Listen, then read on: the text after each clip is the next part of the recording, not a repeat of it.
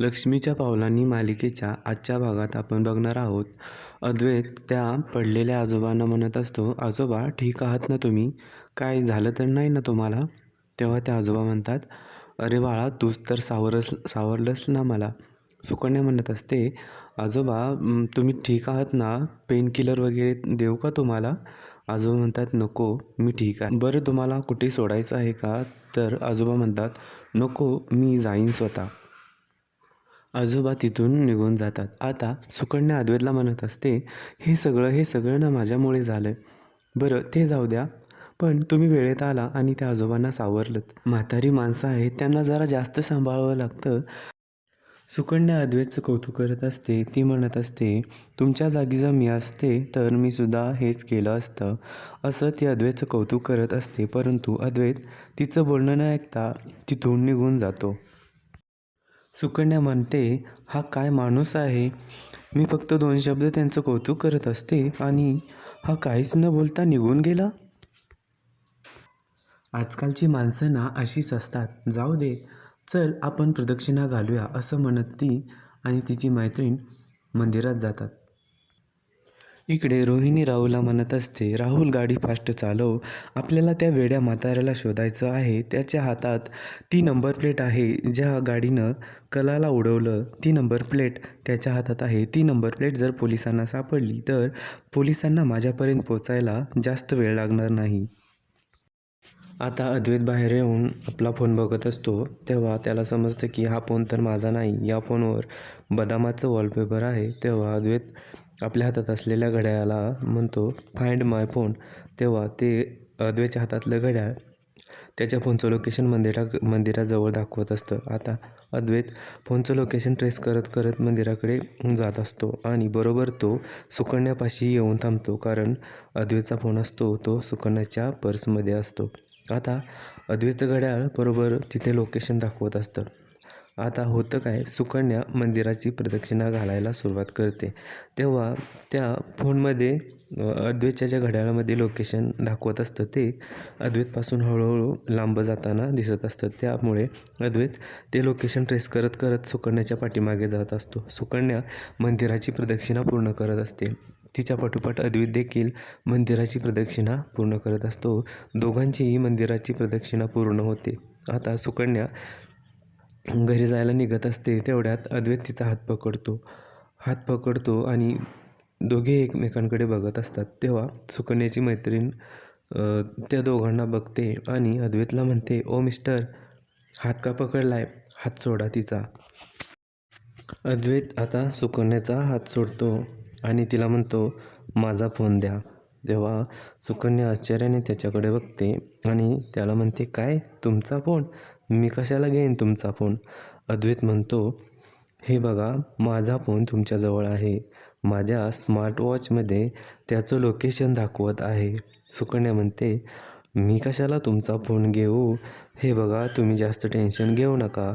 तेव्हा सुकन्या पर्समधून एक गोळी काढते आणि अद्वैतला देते. अद्वैतला सांगते की ही गोळी खा, जिभेवरती ठेवा, जास्त टेन्शन घेऊ नका, तुमचा पण तुम्हाला सापडेल. अद्वैत तिला रागात म्हणत असतो, "मला कोणत्याही गोळीची गरज नाही. हे बघा, मला माझा फोन द्या, जो की तुमच्याजवळ आहे, तुमच्या पर्समध्ये आहे." आता सुकन्याच्या लक्षात येतं की मगाशी जी आपली धडक झालेली असते त्यावेळी अद्वैतने तिचा फोन उचललेला असतो आणि सुकन्याने अद्वैतचा फोन उचललेला असतो. त्यामुळे सुकन्या हसतच म्हणते, "अच्छा अच्छा, माझ्या लक्षात आलं आता की मगाशी आपली जी धडक झाली त्यावेळी तुम्ही माझा फोन उचलला." अद्वैत म्हणतो, "उचलला म्हणजे काय? व्हॉट डू यू मीन? मी असे 56 फोन घेऊन देईन तुम्हाला. कोण आहे मी?" तेव्हा सुकन्या म्हणते, "असाल तुम्ही कोणीही द ग्रेट." आता अद्वैतला आपल्या जुन्या आठवणी आठवतात कलासोबतच्या. कलाला अद्वैत सारखा म्हणत असतो, "कोण आहे मी? कोण आहे? माहीत आहे ना तुला? द ग्रेट अद्वैत चांदेकर." आता अद्वैत सुकन्याला तिचा फोन देतो आणि सुकन्या अद्वैतला त्याचा फोन देते. तेव्हा सुकन्या अद्वैतला सॉरी म्हणते. त्याचबरोबर अद्वैतसुद्धा सुकन्याला सॉरी म्हणतो आणि तिथून निघून जातो. सुकन्या तिच्या मैत्रिणीला म्हणत असते, "काय माणूस आहे हा? मगाशी तर एवढं बोलला आणि आता सॉरी थँक्यू म्हणतोय." आता रॉकेट आबाने घेऊन मंदिरात आलेला असतो. आबा मंदिरात आल्यावरती पुजाऱ्याला देवीच्या ओटीचं सामान देतात आणि दानपेटीमध्ये पैसे टाकतात. दानपेटीमध्ये पैसे टाकत असताना आबांच्या हाताला पत्रा कापतो. आता आबांच्या हातातून रक्त येत असतं. पुजारी म्हणत असतो, अरे बापरे, खूप लागलं यांना, जा कोणीतरी पाणी घेऊन या. त्यावेळी सुकन्या ते बघत असते आणि सुकन्या धावतच तिथे येते. आबांच्या हाताला लागलेलं पाहून ती म्हणते, अरे बापरे, खूप लागलं यांना, रक्त थांबतच नाही, खूप रक्त येत आहे यांच्या हातून.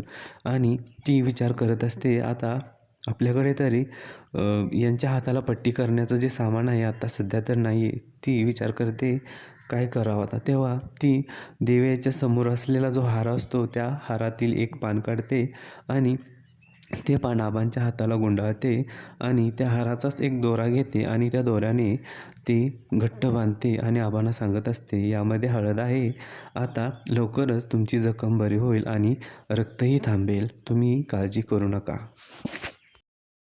आता सुकन्या रॉकेटला सांगत असते, 2 दिवस यांचा हात पाण्यात बुडवू नका, यांची जखम 2 दिवसात बरी होईल.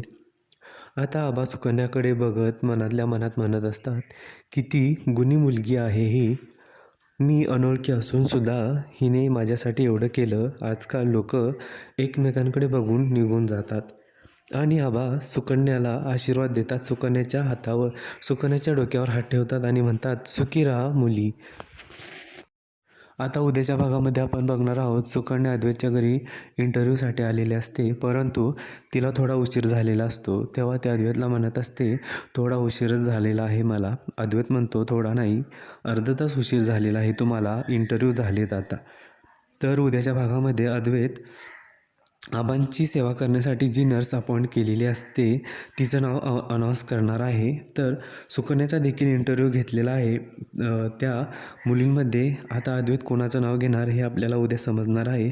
सुकन्या आता घरी येऊन आपल्या मैत्रिणीला सांगत असते, तो देवळात जो माणूस भेटलेला होता ना, त्याच्याच घरी इंटरव्ह्यू होता, तो माणूस थोडा विचित्रच आहे. सुकन्याची मैत्रीण देखील म्हणत असते, हो, तो माणूस जरा वेगळाच आहे. सुकन्या म्हणत असते, तो माणूस समोर आला की मला पण थोडं विचित्रच होतं. सुकन्याची मैत्रीण म्हणते, म्हणजे काय होतं? तर सुकन्या तिला सांगत असते की तो समोर आला की मला पण धडधडायला होतं. मालिकेच्या अशाच नवनवीन अपडेट्ससाठी माझ्या चॅनलला सबस्क्राईब करा मित्रांनो. धन्यवाद.